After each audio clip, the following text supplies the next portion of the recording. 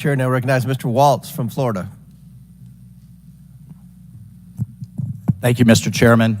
Madam Director, please, I'd like to direct your attention to this video. And I sincerely appreciate the clarity on this. Can we turn up the volume, staff? I just want to ask you, because this has popped up. Republican Congressman Mike Walz, he said on social media on Saturday, and I'm going to read this for you because it does talk about you, Secretary.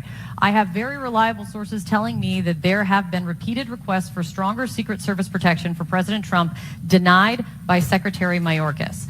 Your department has already pushed back on that, calling that absolutely false, but he is putting this on you. Can you respond to that, please? Well, that's a baseless and irresponsible statement, and is one that is unequivocally false. Director Cheadle, did you speak with your boss, Secretary Mayorkas? You fall under DHS. Did you speak with him on the 14th, the day after? Yes, I did. So you spoke with him before he made that statement? I spoke with him immediately following the incident.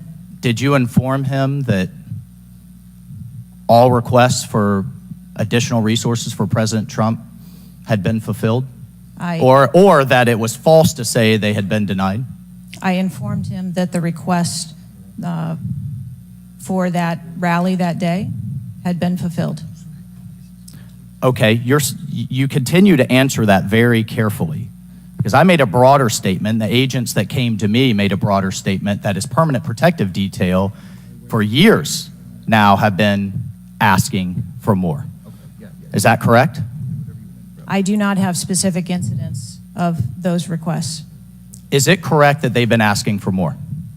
I have heard the same reports that you have. Without having them in front of me, I am unable. Those requests are made in writing. I mean, the agents are telling me they make them in writing. This isn't a verbal agency. Things are made in writing. I understand what you're saying. I don't have those requests in front of me here. I'm not asking if you have them in front of you. Are you aware that they were made? As I said earlier, there are times when requests are made, and depending on the availability of assets, or if there is a way that So there were times when they were denied? If there is a way that vulnerability can be mitigated in a different way, then that is why the So there are times when they were denied, for a variety of reasons. That is why the Secret Service has a multi-layered and multifaceted security plan, so that we can pivot if we need to. In the wake, in the immediate 48 hours of an assassination attempt on a former president, could be the next leader of the free world, almost had his head blown off, your boss says that's irresponsible and false to say things are denied. And you had talked to him. So did he just make that up on his own, or did you tell him that? We were speaking about the requests made at the rally. Staff, can we show the next slide, please? Then we have your spokesman. Did you sign off on this statement?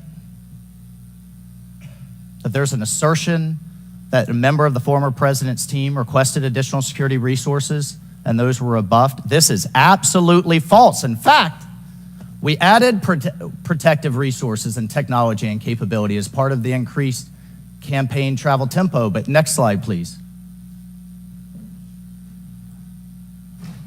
Next slide, please, staff. We have the Washington Post article that then says we now have senior Secret Service officials saying there were at times when it was denied. So which is it? Again, there have been a number of conversations going on here. Did you sign off on that spokesman's statement? The spokesman's statement, I believe, was related to requests that were made for the rally. Did you sign off on it? For the requests that were made at the rally, Did yes. you sign off on the statement before it went out? I sign off on my press spokesman's statement before they go out. I would hope you would in the wake of an assassination attempt. Yes. You did? Mm-hmm. Categorically false that any requests were made. You signed off on it. Thank you for that. Thank you for that clarity. Madam Director, how many press conferences have you held since the assassination attempt? We have put out press releases. How many press conferences have you held? Gone to the mic, taken questions from the public, from the media? How many? I have not held any. How many has Secretary Mayorkas held? I don't. 0. How many has the FBI held? 0. How many has the Department of Justice held? I know you know the answer. I believe there was a press conference in Butler after the incident occurred. By local law enforcement, not by you and not by the Department of Homeland Security. So this is how misinformation flies. I mean, in the darkness, in the absence of information. Now we have 9 days later before a congressional committee, we all represent almost 1 million people, and you still don't have answers. Are you aware that national news anchors are saying this was a hoax? On national television, they're saying, no, the president wasn't shot, it was flying glass. Are you aware of that? I have not heard those reports. Are you aware that, I mean, there are rumors rampant online that there were multiple shooters? Yes. Are you aware that because the shooter had overseas encrypted platforms in Belgium and New Zealand and in Germany, that a lot of people are speculating there could have been foreign involvement, logically? Are you aware of that? Yes. And have you done anything to disabuse any of these notions today? No, you haven't. Madam Director, I would fire you, regardless of the failure, I would fire you just how you've handled it since. You should have been the first to the mics to say, America, world, I want to assure you we're going to get to the bottom of this. I want to assure you full transparency. Our agency clearly had major gaps here, and I want to personally take responsibility and accountability. You should have been the first, standing alongside Secretary Mayorkas, and I would even go so far as to say have daily press conferences, updating everyone on what we know. But you haven't had any of that. What are you hiding behind? I am not hiding. Because you're making the situation worse. I think you've heard that on a bipartisan basis here. You are making this situation far worse in the absence of information. Let's move on. This is truly astounding. I want to be clear because you keep dodging the issue. Has President Trump's permanent protective detail requested additional assets over the last few years? He is clearly not your average former president. He's not Jimmy Carter in an old folks home. He's not President Bush painting out in his barn. He has multiple residences, a lot of rallies. He's very publicly engaged, and he has a foreign threat in addition to domestic threats. Have they requested additional resources? That's the last question, but please feel free to Thank answer, you. Director. Thank you.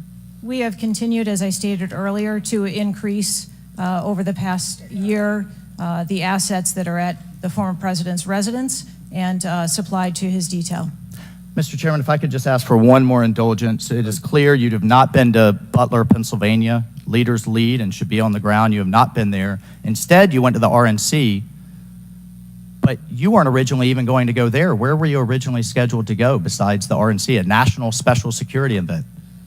I was always scheduled to go to the RNC. Mr. Chairman, I would like to enter into the record that the director was scheduled to go to Aspen, hobnobbing around with, I don't know what liberal elites go to Aspen. That was where you were originally Without scheduled to go to objection, speak at a forum. I was scheduled to go to the RNC. I was going to leave the RNC for 24 hours and return back to the RNC.